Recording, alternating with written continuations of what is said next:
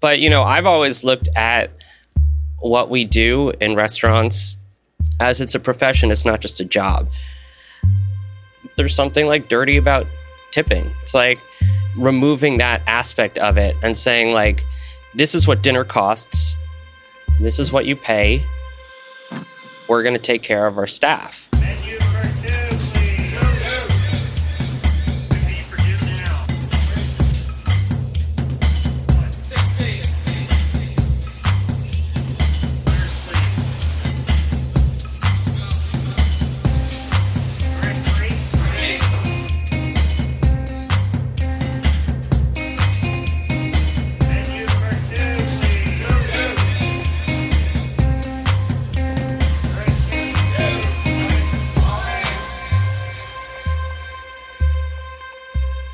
This is Copper and Heat, the podcast exploring the unspoken rules and traditions of restaurant kitchens. I'm Katy Osuna. This season, we've been exploring the complicated financial forces and systems in place that owners, chefs, and cooks have to learn to navigate, often while operating on these razor-thin profit margins. And there's few systems as complicated and contentious as tipping. So, we had to do an episode on the topic. Actually, it's such a big deal that we're devoting 2 whole episodes to it. In this first part, I want to start with a question that has been in the back of my mind since I got my first cooking job back in college. Why don't the cooks see more of the tip money? For me, this question intensified during my time working at the fine dining restaurant Manresa in Los Gatos. Back in 2016, I worked for a month in the front of house as a food runner at Manresa, in between my stage and when I got my official job as a cook. I didn't realize how much more money I made in the front, and at the time it didn't really matter. I just wanted to be in the kitchen doing the job I was trained for. But it opened a whole new world of things to me. As a front-of-the-house food runner, I was making 27% more while working less hours. And then I learned that the captains, the servers in charge of a section of the dining room, were making 2 to 3 times as much as the cooks, all because of tips. And it was kind of infuriating. Turns out, I wasn't the only one. This old school mentality of the kitchen's going to get treated like shit. These are some of the people I worked with at Manresa. And they're going to work the hardest, and they're going to work the longest hours, and they're going to get paid the least. And we're going to have these people who work in the front of the house that are going to come in later and, not work as many hours, and they're going to get paid significantly more. The average salary for somebody in the kitchen in California is like $40,000 or $50,000 a year, and the average captain's salary, so the person who is, in charge of a section of tables at the restaurant, they make anywhere from $100,000 to $160,000 a year. How little value is the hard work that the kitchen puts in compared to the front of house, where I'm not saying that they don't deserve that money, but they don't deserve it more than the kitchen does. And I'm not about to fight that whole front of house, back of house fight. Like, I'm not saying that at all. Like, I've met a lot of professional front of house people and whatever, but the inequality is ridiculous. If diners were more aware of how restaurants worked, then everything can shift a little more. If there was like, in an ideal world, there would be like your total, then there would be back of the house tip, front of the house tip, and then your total, so that everyone would like, then there would be no discrepancy. Like, oh, well, the food was fucking awesome, so I'm going to give the cook a little tip. We had a lot of these kinds of conversations when we were talking for our last season because it's something that everybody felt really passionate about.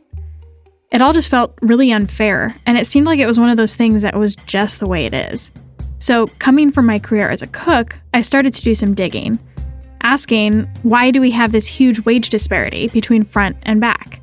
And as I mentioned earlier, why does the front get to pocket all the money? Turns out that's the completely wrong question to ask, which we'll talk a little bit more about later. But that initial question led me down a much longer rabbit hole than I was ready for.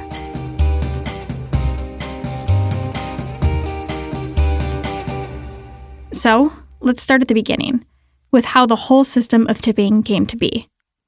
Tipping actually originated in feudal Europe. This is Saru. My name is Saru Jayaraman. I am a professor at UC Berkeley in the Goldman School of Public Policy and founder and president of an organization called One Fair Wage, and also the founder of the Restaurant Opportunity Centers United. It was something that aristocrats and nobles gave to lower level servants, but always on top of a wage. So the notion of tipping came to the States in the 1850s when rich Americans started traveling to Europe and coming back and trying to show off that they knew the rules of Europe. And the idea was actually initially resoundingly rejected in the United States. There was a massive populist movement against tipping in the late 1800s.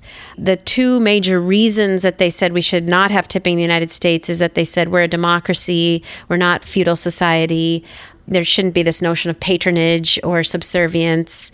But also they said you should get good service regardless of how much you can afford to tip. And also we think employers should pay their workers, not customers. And that notion, that populist movement spread to Europe.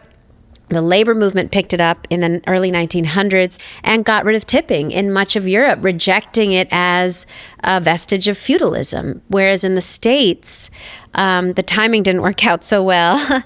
The arrival of tipping and that anti-tipping movement coincided with emancipation of slavery. And at emancipation, the restaurant lobby and one other industry, the Pullman Train Company, which was luxury trains crossing the country that had hired lots of former slaves, black men, and were bussers, essentially porters on these trains. So both these male porters on trains and then mostly black women servers in restaurants. At emancipation, these two lobbies wanted to hire these two groups of black people and pay them nothing and have them live entirely on tips. And that was a total mutation of the original notion of tipping, which was always intended to be an extra or bonus on top of a wage. The notion of tips as wage replacement really is a direct legacy of slavery in this country. This traditional tipping system has come under a lot of scrutiny recently, with a lot of restaurants trying out different systems, some legal and some definitely not, to try to make things a little more fair for front of house and back of house. Service charges, living wage surcharges, tip pooling, gratuity included. As I read more about these restaurants, it sounded like the revolution was coming and finally someone was going to get close to solving so many problems. Well, because it's only a pay cut for them. This is my friend Lee. He lives and works in Portland, Oregon. But in the summer of 2019, before we really started producing this season, he and I got into a conversation about the traditional tipping system and some of the alternatives. Yeah, I think it's just one of those things where maybe the revolution comes and they lose jobs or lose money, because I don't know. I don't think you can make up for what they make in tips and still run a successful restaurant if you're paying servers what they're getting paid in wages plus tips now. It's like there's not that much meat on the bones of a restaurant. Lee just also happened to work at one of the restaurants that had done an interesting tipping experiment, and I had been following their story. It's called Le Pigeon.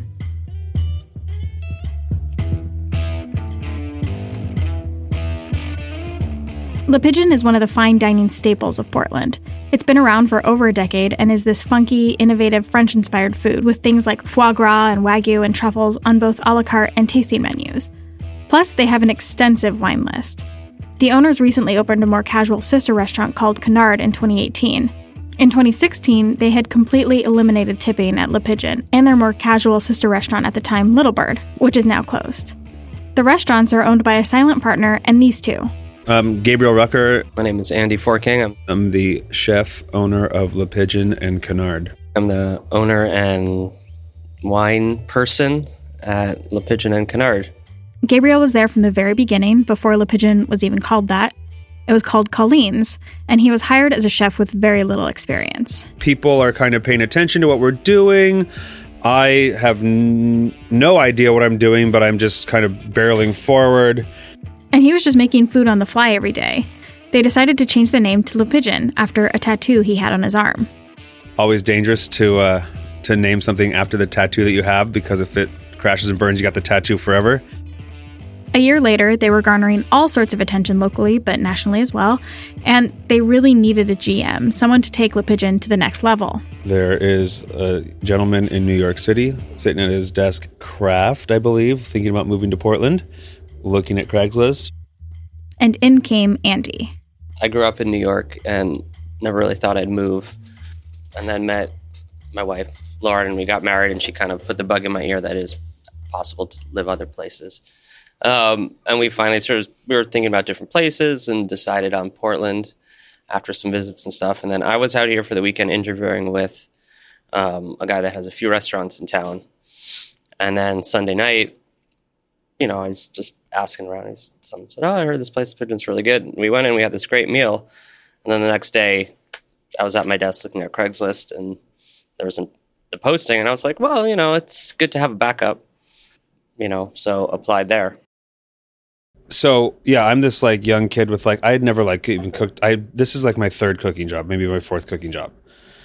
And I'm so freaking excited that we're getting in my mind, which it proves to be true, but this hot shot manager sommelier from New York, and I'm just so stoked.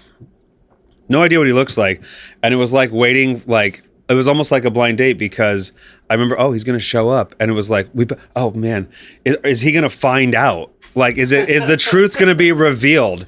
And I still feel that way to this day sometimes. Okay, the truth was sort of revealed when I came in, and my training was, we had a meeting where the whole staff was there, and there was hello. And then I had one shift where Grant, quote unquote, trained me to host or serve, and this was they would put the tickets in and go up to the table and go beef cheeks? Who had the beef cheeks? And I was okay, this is a mess, but it was a fun mess. I think we went through the first 6 to 12 months where he was afraid I was going to wise up and leave, and I was afraid he was going to think I was really boring and just tell me to leave. So 13 years later, now they're both part owners in the restaurant, and between Andy's management and Gabe's cooking, they've garnered a whole lot of attention. And how I heard about them is through this tipping experiment they decided to do in 2016. It's not like we came up with this idea, but when, really started to get talked about a lot, Andrew Tarlov in Brooklyn and Danny Meyer in those restaurants, and to be fair, I'm kind of tied into those because I worked at Gramercy Tavern in some capacity from when I was 15 to 24 on and off. So, I know those people. And so all that stuff kind of came both through the news and through the back end, what was working and what wasn't. But, I've always looked at what we do in restaurants as it's a profession. It's not just a job.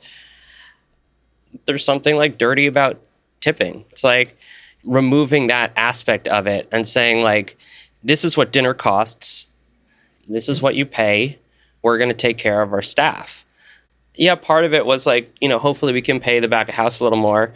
But we weren't foolish in the idea of we couldn't all of a sudden have the servers getting paid significantly less than they were, because you're competing for the best employees. But the idea is if we could just get the back a little bit more, and maybe if the front was going to get a little bit less, we could compensate that for a more kind of respectful world in which they worked. And that was really kind of our hope. At first, it seemed like everything was going really well. They didn't receive any complaints from guests or servers. Several servers told Andy they were really happy with the change. A couple of the servers, mentioned to me that they really liked not having the whole how much are you worth kind of thing. And frankly, the people that told me that were the women that worked for us, the servers. The Pigeon is in Oregon, which is one of the 7 states in the U.S. that doesn't have what's called a tip credit. In 43 states, the federal minimum wage for tipped workers is $2.13, as long as employers make sure tips will bring the employee to the full minimum wage. In the 43 states with the sub-minimum wage laws, sexual harassment in restaurants is rampant. In the 7 states with a normal minimum wage and tips on top of that, sexual harassment still happens, but far less frequently. Since women are 52% of the restaurant workforce and 66% of tipped workers, this is an issue that Saru from One Fair Wage and Restaurant Opportunity Center United has done a lot of research about. What we learned through first hearing from workers and then doing lots of research with those workers is that when you are paid a $2 or $3 or $4 wage, your wage is so low it goes entirely to taxes. You're living completely off your tips. You have to put up with whatever the customer does to you, however they touch you or treat you or talk to you, because the customer is always right. The customer pays your bills, not your employer. And on top of that, the research showed that managers are telling most women in the industry, dress more sexy, show more cleavage, wear tighter clothing in order to make more money in tips. Keep in mind, 40% of these women are single moms.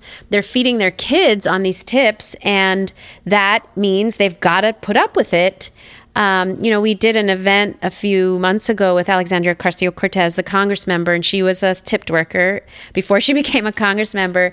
And at the event, she said, maybe at the first of the month or the second of the month, you can slap away the guy who tries to grab you.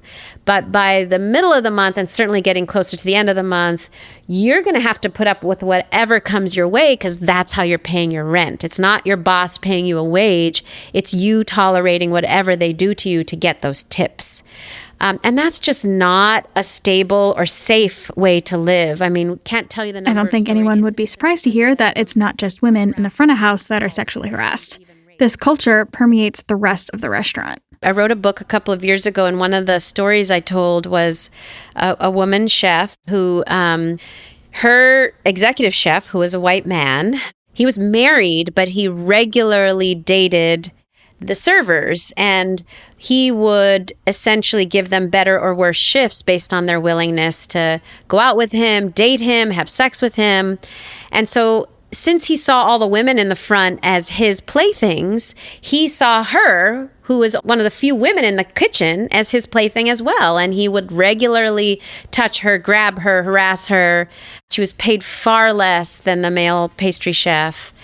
And this woman said, I know it's because he sees these servers in the front and he thinks he can do whatever he wants with them, that he does the same to me. So the notion of women are objects, is codified through the sub-minimum wage system and carries over to all women in the kitchen and the restaurant industry, as a whole.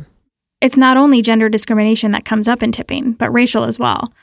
On average, white servers make $7.06 an hour in tips, while servers of color will only make $5.47 an hour. Just as troubling, Sarah says, is that 1 in 2 Americans has worked in the restaurant industry at some point, usually as a first job. This first experience in the workplace colors how they view workplace harassment in their careers. I can't tell you the number of women we've heard from who have moved on to other professions and say, I've been sexually harassed recently, and we heard this from Congress members and CEOs and lawyers, organizers. I've been sexually harassed in my current profession, and I did nothing about it because it was never as bad as it was when I was a young woman working in restaurants. I even heard from a Berkeley professor, a law professor, who said at one point we took a group of young women who had been harassed in the restaurant industry to see a judge. The judge was a woman, and the judge said, well, they were harassed, but it was not nearly as bad as what I experienced as a young woman working in restaurants. And so what this has done is, it's everybody's first experience, is it's set the standard for what's normal and acceptable. And anything like, in the realm of what people consider to be mild, it's seen as not that bad because everybody experiences it as part of their first job. It's like the hazing ritual that half of America goes through and then thinks for the rest of their life, well, it's okay because we all went through it.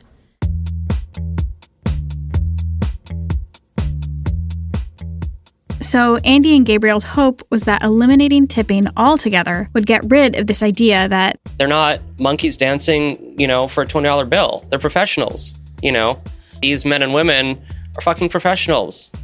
they were hoping that they could change this culture, not just for the front of house, but for the cooks as well. I mean, the back of the house, they're here because they want to cook the food in this kitchen. And hey, that was super easy for me. So, hey guys, this was literally like my, it was like, hey guys, we're going to be making some changes. We're going to be getting rid of tips. You guys are all getting a raise. I sat them down each, hey, this is what a little different for you for how long you've been here. This is what's going on. You're not going to see the tip line on your paycheck anymore. And we're going to be taking care of you. Okay, chef, sounds good. But it all came down to the numbers. They had gotten rid of tipping at Le Pigeon first to test the waters a bit. At Le Pigeon, What we were really looking to do was we wanted to be purists about it. We just raised the prices, took the tip line off. We kind of felt like, we had to be honest that not every person has a good experience, and sometimes there's mistakes in the kitchen, and sometimes the service is bad. I'd like to say we're always perfect, but mistakes happen, and it seemed disingenuous. If someone has a bad experience, then they have to see this line that says service. So what we found at Le Pigeon was that, we raised prices about 20%. Our sales went up about 20%. So it worked, right? It worked here. At Little Bird, their more casual bistro-style place, it was different. As soon as we put those new prices on the menu and posted the menus, we started to see fewer covers. The people that just look online at your menu, which everybody does it, and then oh, that looks kind of expensive. We had one big change in what we did over there, and then we saw covers go down. And so where the sales here ticked up 20% year to year, over there it was 7 to 8. So it wasn't really covering what it needed to cover. So they stopped.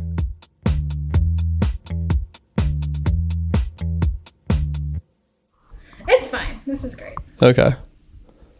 This is my friend Lee again from the very beginning of the episode. Well, because it's only a pay cut for them.